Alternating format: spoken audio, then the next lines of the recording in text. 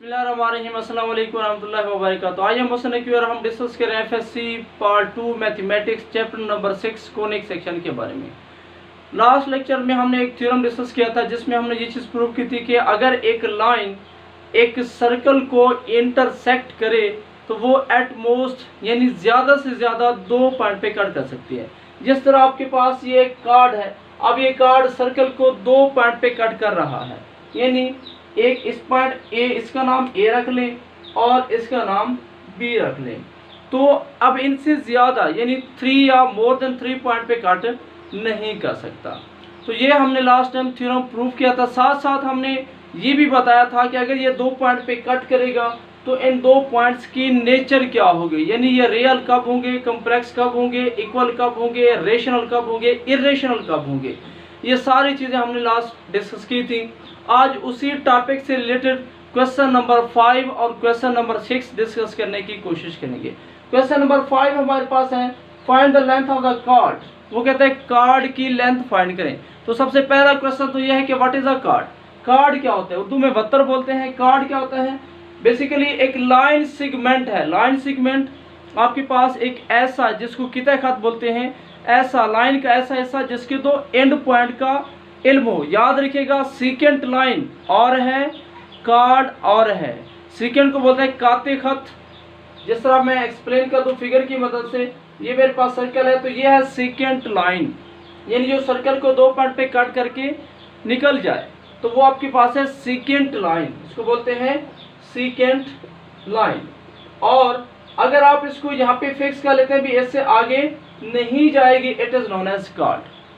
तो कार्ड क्या है, अ लाइन सेगमेंट है जिसके आपको 2 एंड पॉइंट का पता है। लाइन सेगमेंट जाने दी 2 पॉइंट ऑफ अ सर्कल, एक ऐसा लाइन सेगमेंट जो सर्कल के 2 पॉइंट को आपस में ज्वाइन करवाता है, it is known as card.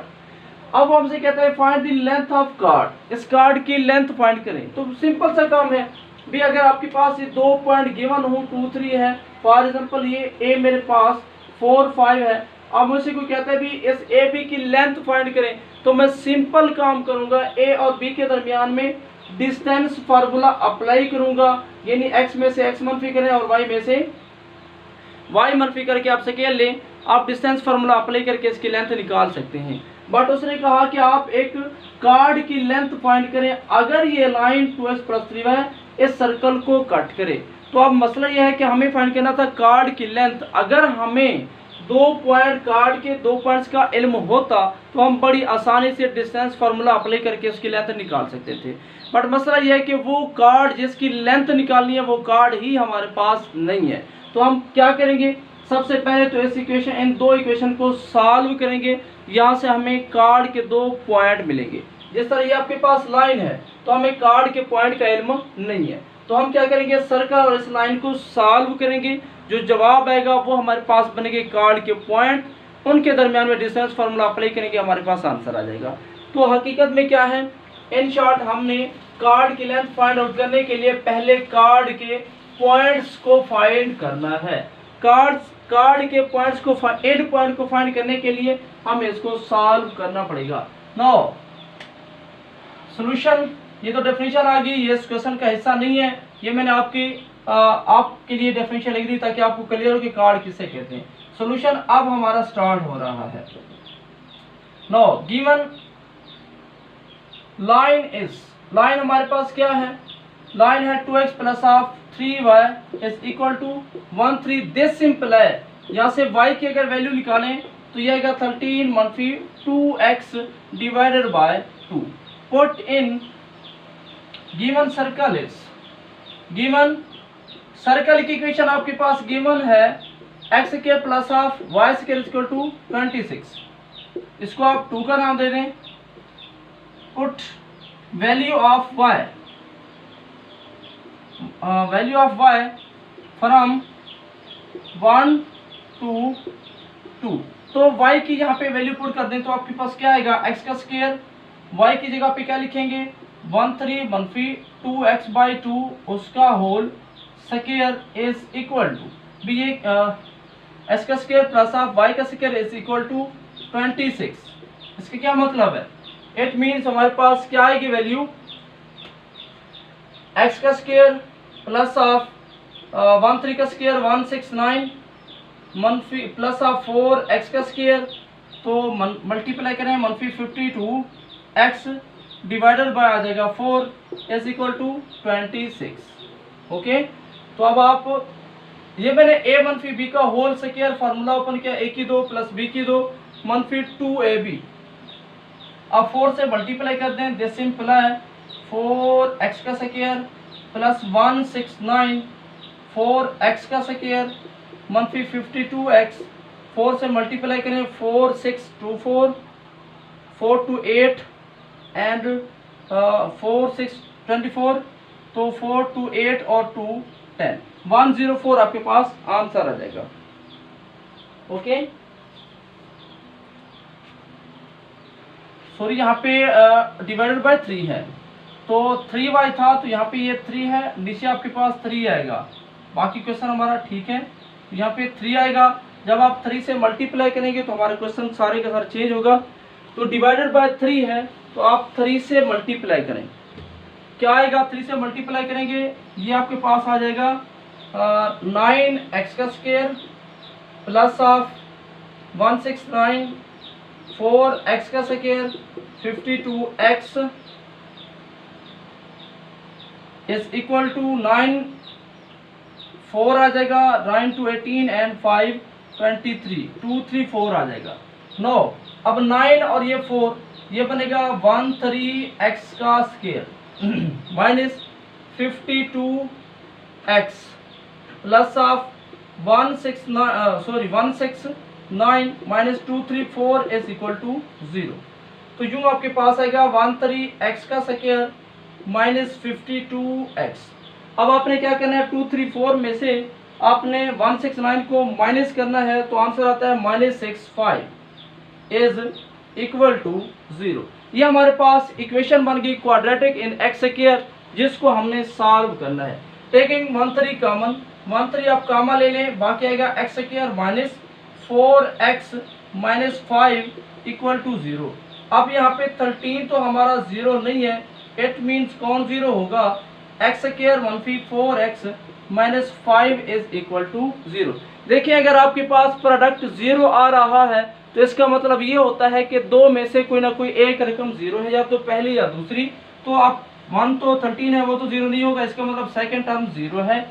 सो अब आपने क्या करना है, इसको सॉल्व करना है। एक्स स्क्वायर मनफी 4x मनफी 5 फैक्टोराइज करें तो क्या आएगा? एक्स स्क्वायर मल्टीप्लाई करें मनफी 5 आ जाए तो ये आपके पास आएगा मनफी का 5x प्लस का x मनफी का 5 इज इक्वल टू 0। मल्टीप्लाई करेंगे मनफी 5 आएगा और ऐड करेंगे मनफी 4 आएगा। x कॉमन ले लें, x मनफी 5 आएगा, प्लस ऑफ 1 कॉमन ले लें, x मनफी 5 आ जाएगा इज इक्वल टू 0। इसका मतलब x मनफी 5 into x plus of 1 is equal to 0। इसका मतलब x मनफी 5 इज इक्वल टू 0 और x plus of 1 equal to 0। It means x आपके पास 5 आएगा या x आपके पास -1 आएगा। अब ये x की जो वैल्यूज है आप यहाँ पे पुट कर दें y के अंदर। दिस सिंपल है, अगर x 5 हो तो y क्या बनेगा? 13 मनफी x की जगह पे 5 पुट करें 10/3 और इधर से y आपके पास क्या आएगा? 13 और x की जगह पे मनफी 1 पुट करेंगे प्लस ऑफ 2 बन जाएगा। ओके, तो 13 10 बाकी y आपके पास 3/3 1 आ जाएगा y की वैल्यू, और यहाँ से डिवाइडेड बाय 3 था तो ये y आपके पास आ जाएगा 15/3 यानी 5 आ जाएगा। सो अब आपके पास y की वैल्यू x जब आपके पास 5 था तो y आपके पास आ गया 1। जब x की वैल्यू आपके पास -1 थी तो आपके पास y की वैल्यू आ गई 5। तो इसका मतलब यह है कि आपके पास 2 पॉइंट कौन कौन से बनेंगे? अब आपके पास 2 पॉइंट्स 5 पे 1 5 1 सिंपल है 5 1 एंड सेकंड कौन सा है? मनफी 1 5 एंड मनफी 1 5 are the ends of card. ठीक है, तो ये हमारे पास 5 1 और मनफी 1 5 ये हमारे पास जो कार्ड है उस कार्ड के एंड्स होंगे। यानी जो हमने कार्ड फाइंड आउट करना है ये उस कार्ड के एंड से है। नो यानी अगर आपके पास यूं एक सर्कल था तो ये उसके पॉइंट्स बन गए ए एंड बी। अब हमें इस कार्ड की लेंथ फाइंड करनी है। No length of the card B, इसकी लेंथ क्या होगी, length of card is equal to, अब इसका नाम अगर हम पॉइंट का नाम ए रख लेते हैं, इसका नाम बी रख लेते हैं, तो कार्ड की लेंथ क्या होगी, distance between A and B. This simple है। इसका मतलब ये है कि अब ए और बी के दरमियान में डिस्टेंस कैसे निकालेंगे, x में से x मनफी करें, यानी 5 प्लस ऑफ 1। पहले ये लिखें, कोई हर्ज नहीं होती, इस बात को टेंशन ना लेना। x minus x2 minus x1 का स्क्वायर प्लस ऑफ y2 मनफी y1 का स्क्वायर, 1 मनफी 5 का square and its square root. So AP ये लेंथ कितनी बनेगी, 6 का 5 प्लस 1 6 का स्क्वायर 36 और ये 4 का स्क्वायर आ गया, दैट इज 16। ठीक है, 1 मनफी 5 4 बनेगा, 4 का स्क्वायर 16 बनेगा। तो which is further equal to 52 square root. ठीक है, तो ये हमारे पास लेंथ कितनी बन गई, 52 square root. It is the length of card, या आप इसको फर्दर यूं भी ले सकते हैं, 4 मल्टीप्लाई 13 स्क्वायर रूट। अब 4 का स्क्वायर रूट 2 आ जाएगा और ये 13 बन जाएगा, which is required length of the card, required length of card. तो कार्ड की हमारे पास लेंथ कितनी आ गई, कार्ड की लेंथ आ गई 2√13। तो ये हमारा पहला क्वेश्चन क्लियर हुआ। तो हमने क्या किया, सिंपली हमें ये 2 पॉइंट्स चाहिए थे, कार्ड के हमें 2 पॉइंट्स चाहिए थे। अगर कार्ड के पॉइंट पहले से होते तो हमें ये सारा क्वेश्चन सॉल्व करने की जरूरत नहीं थी। तो सिंपल हमने क्या किया, हमने इक्वेशन को, सर्कल की इक्वेशन और लीनियर इक्वेशन को हमने सॉल्व किया, y की वहां से वैल्यू फाइंड करके इसमें पुट करके हमने x की वैल्यू निकाली और x की वैल्यू यहाँ पे पुट करके y की वैल्यू निकाल कर 2 पॉइंट लिए, वहां से हमने कार्ड की इक्वेशन ड्रा कर ली। तो यो हमारा क्वेश्चन नंबर जो 5 है वो फाइनल हुआ। अब जरा चलते हैं क्वेश्चन नंबर 6 की तरफ। जिस तरह ये क्वेश्चन मैंने सॉल्व किया है तो क्वेश्चन नंबर 6 भी बिल्कुल ऐसे ही होगा, उसमें भी हमने यही काम करना है जो इस क्वेश्चन नंबर 5 में क्या था। क्वेश्चन नंबर 6 में क्या कहता है आपसे, क्वेश्चन नंबर 6 में बोलता है find the coordinate of the point of intersection of the line and circle. इस लाइन और इस सर्कल के पॉइंट ऑफ इंटरसेक्शन निकालने। देखें सॉल्यूशन में अगर आप आ जाते हैं, सॉल्यूशन में हमारे पास गिवन लाइन क्या है, given line is x plus of 2y is equal to 6। Given circle क्या है, सर्कल आपके पास है x square y square 2x 2y 3 9 is equal to 0। इसको आप 2 का नाम दे दें।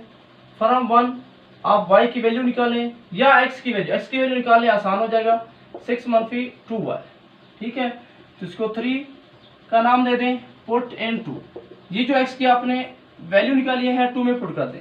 याद रखें कि आप यहाँ पे x की वैल्यू निकालें या y की वैल्यू निकालें, इसमें कोई हर्ज नहीं होती, आपकी मर्जी है x निकालें या y, लेकिन ये ख्याल रहे कि जो आपके लिए आसान हो। अब देखिए अगर मैं यहाँ पे y की वैल्यू निकालता तो वो मेरे पास डिनोमिनेटर फॉर्म में आ जाती, बट्टे की शक्ल में आ जाती, तो क्वेश्चन मेरा मुश्किल बन जाता। इस वजह से मैंने x की वैल्यू निकाली, तो x की ये वाली वैल्यू आप इस जगह पे पुट कर दें।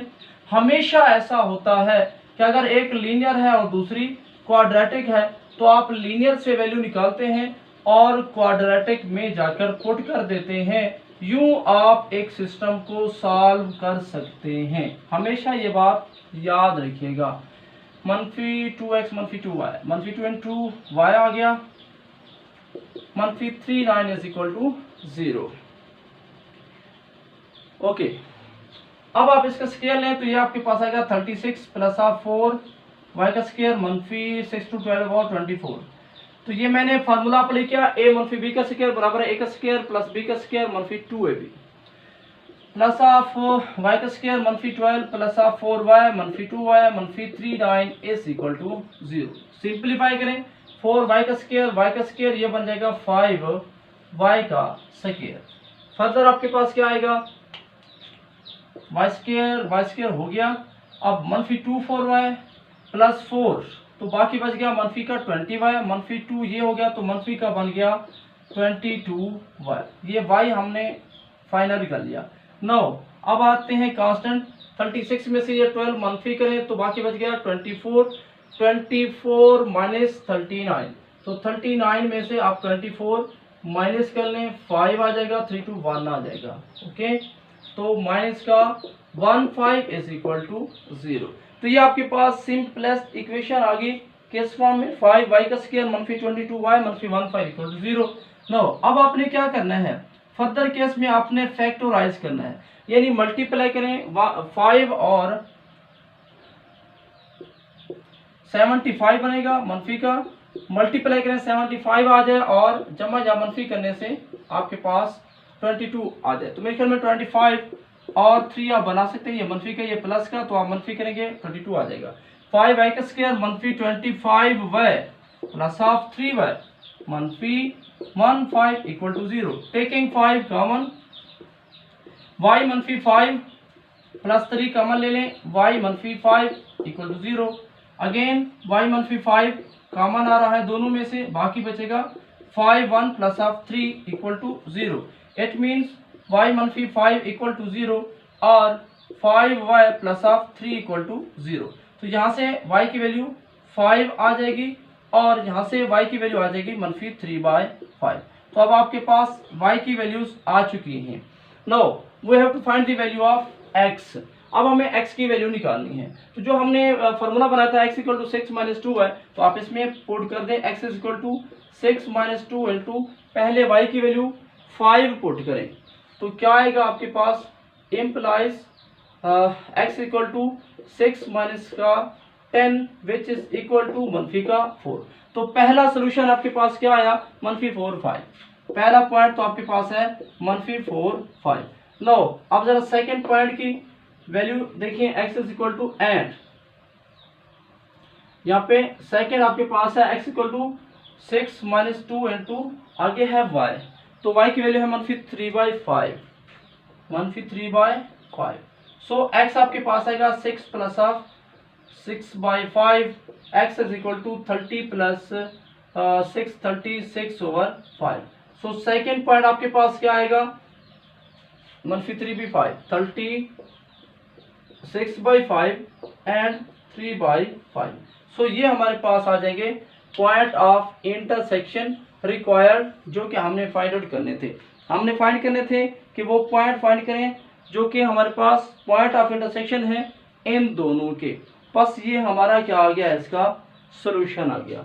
तो ये पॉइंट ऑफ इंटरसेक्शन रिक्वायर्ड आ गया। तो सिंपल सा काम है कि आप लीनियर और क्वाड्रेटिक हो तो आप लीनियर से वैल्यू निकालते हैं, क्वाड्रेटिक में पुट कर देते हैं और आप सॉल्व कर लेते हैं। अब देखिएगा, क्योंकि हमारे पास एक लीनियर इक्वेशन और दूसरा सर्कल था, इसका मतलब ये है कि ये जो पॉइंट है अगर इन दोनों को आपस में ज्वाइन करवा लें तो ये कार्ड बनेगा। फिर रिपीट कर रहा हूँ, क्योंकि हमारे पास ये सर्कल की इक्वेशन थी और दूसरी लाइन थी, तो हमने पॉइंट ऑफ इंटरसेक्शन ढूंढ लिए, तो ये पॉइंट ऑफ इंटरसेक्शन है। सो अब इन दोनों को अगर आप ज्वाइन करवा लेते हैं तो बन जाएगा कार्ड।